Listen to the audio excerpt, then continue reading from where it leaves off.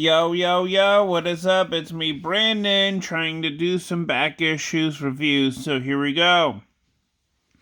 Green Lantern number 154 of the second Green Lantern series.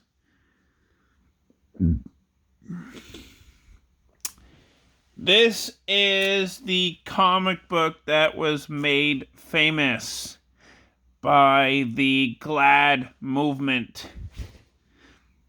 If you don't know what GLAAD means, it's gays and lesbians allied against discrimination. This is the comic book that was made famous. Why?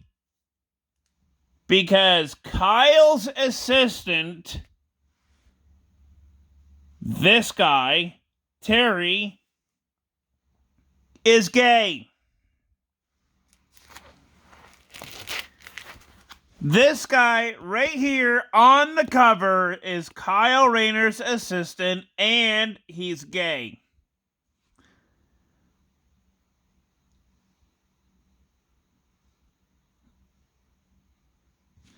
And this story was very dark and very just relatable because, I mean, you can look at it this way. Shit like this happens in 2022. Shit like this happens in 2022. Terry gets beat up by a bunch of homophobics. Yeah, a bunch of homophobic fuckwads beat up a fucking gay man for being gay. Number one and number two.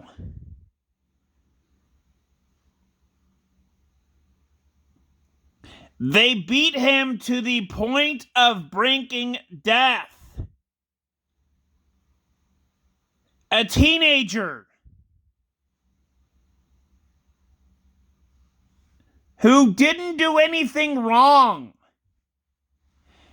gets beaten up to the brink of death.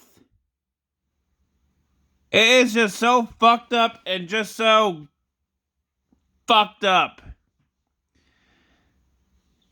And not only that, but Kyle Rayner as the Green Lantern kicks their asses and asks them, where is the tough guy mentality when they did that to Terry? Like, he wanted them to be like a fucking tough guys and just, show him how fucking tough they were when they weren't. Trust me, he kicked all of their asses.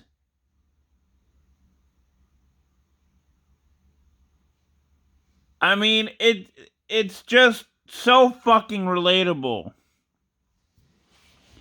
And the fact that there was a police detective who was also homophobic as well, it just makes it all relatable. Because Kyle Rayner never questioned the fact that, oh, this guy's gay. Never questioned the fact. Because he always treated everyone like human beings. And it is just fucking awesome to see a hero going and just going after and just kicking all the asses of homophobic people. Sorry, ignorant people. People that are stuck in the past. I freaking love this book. This book is so freaking awesome. This is why it was made famous. And it got a lot of awards for this. Awards! For this. Just this issue. This issue definitely is a 10 out of 10. Green Lantern number 153 was a really good book. It was a very, very good book. This is the prelude to this. Because at the end of this issue, Jade, obviously, her name's Jenny Lynn Hayden, but let's just call her Jade, comes out of the room where Kyle Rayner was staying, well, because, he was with his mother and all that, comes out of the room crying and bawling her eyes out because of the fact that Jon Stewart said that his assistant, Kyle Rayner's assistant, was beaten to a fucking pulp and on the brink of death.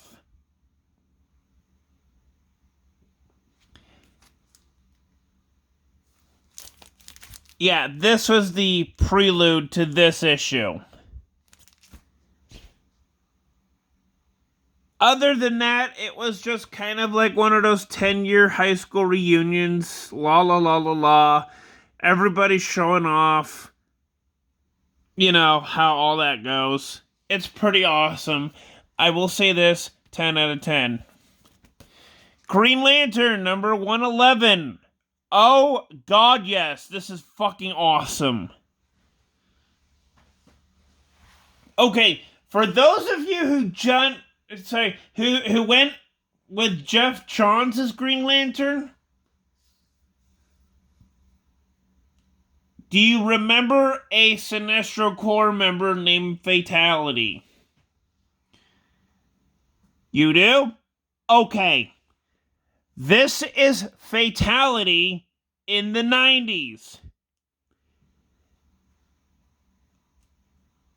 That was Fatality before she became a Sinestro Corps member.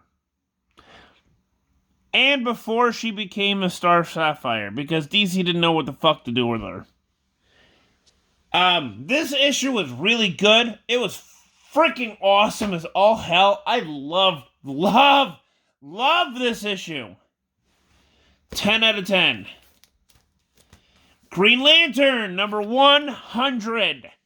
100 was awesome. Awesome. As all heck. I love it. It's just freaking awesome. 10 out of 10. Green Lantern number 84 was pretty good. I will say that. It was pretty good.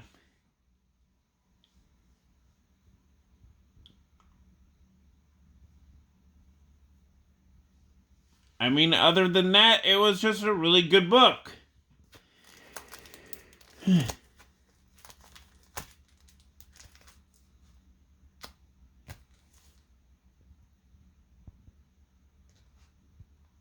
10 out of 10.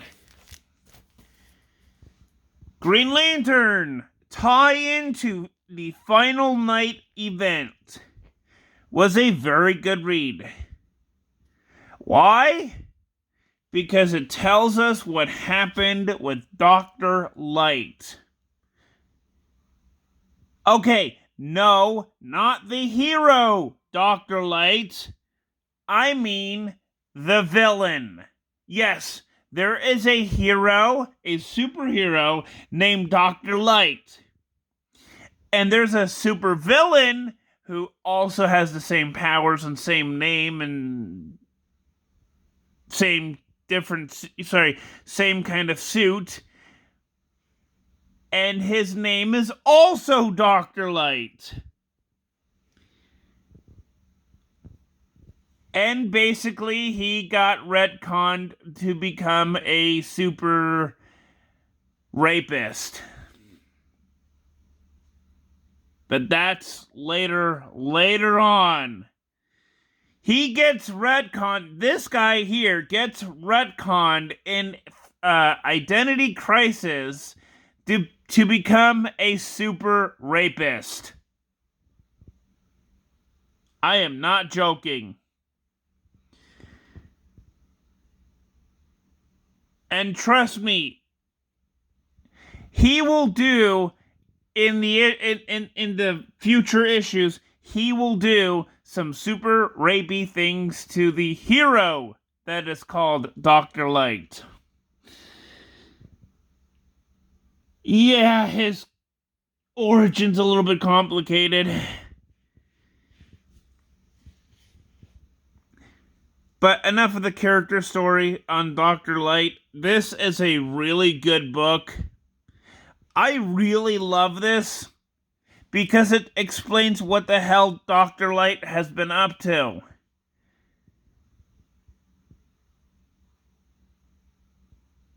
And he has been trapped in the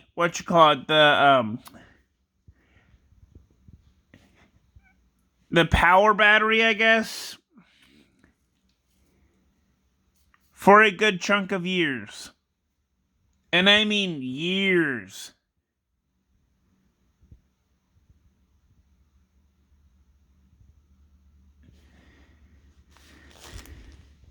I will say this, definitely 10 out of 10.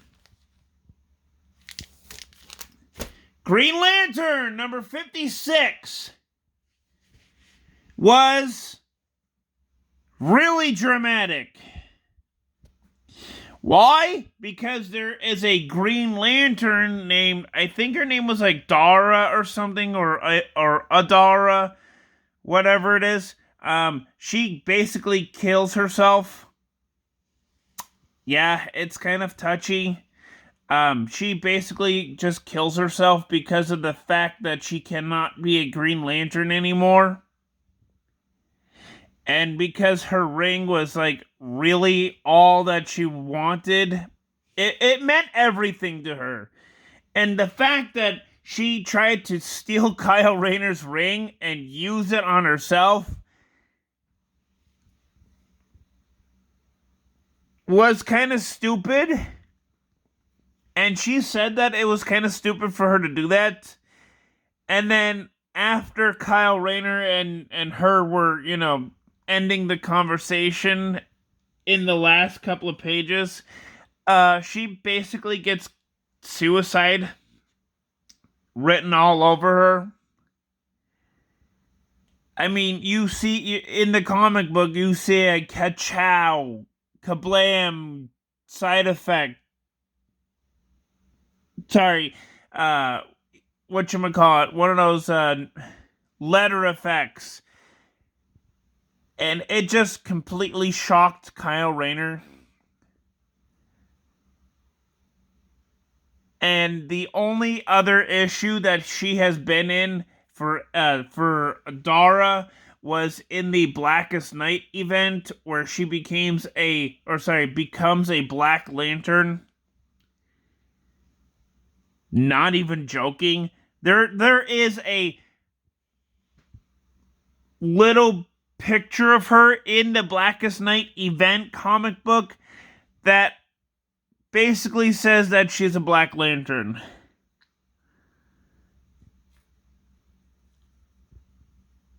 Yeah. Jeff Johns really has high expectations, but this is kind of a low expectation because Jeff Johns wanted to use Adara as a Black Lantern, knowing the fact that she killed herself in suicide. In suicide!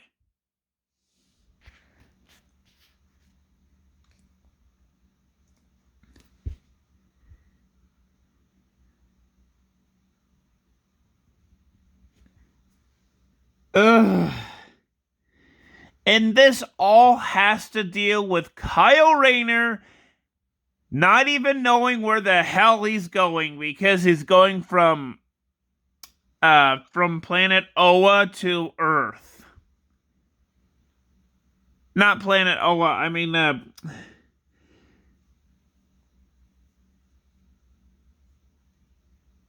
Well, I guess you could. No, actually, you know what? Never mind. He just gets lost and tries to find his way from point A to point B, which is he's just trying to go from where he's at in the comic book here to Earth. And that's how all of that started. And it is just so fucked up that a character that couldn't bear the fact that she couldn't be a Green Lantern anymore just basically kills herself.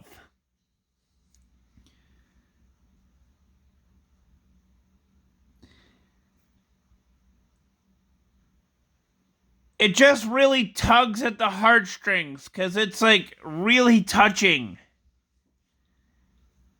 Even for people who have tried to commit suicide before, this is going to be a very, very touching story for them.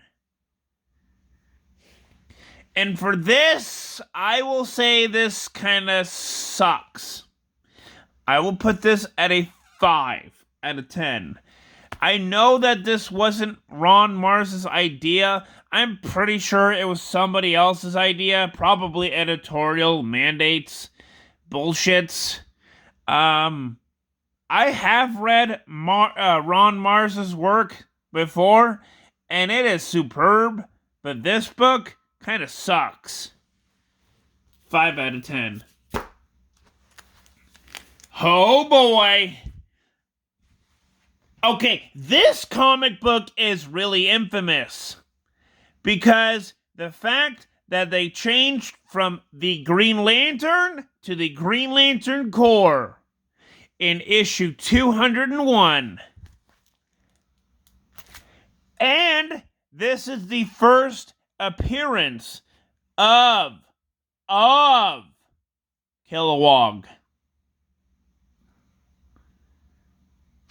This is the first appearance of Kilowog.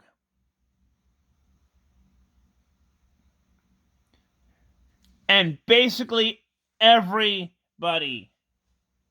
like all the Green Lanterns, except for the mainstays, like, you know, Hal Jordan, John Stewart, Salak,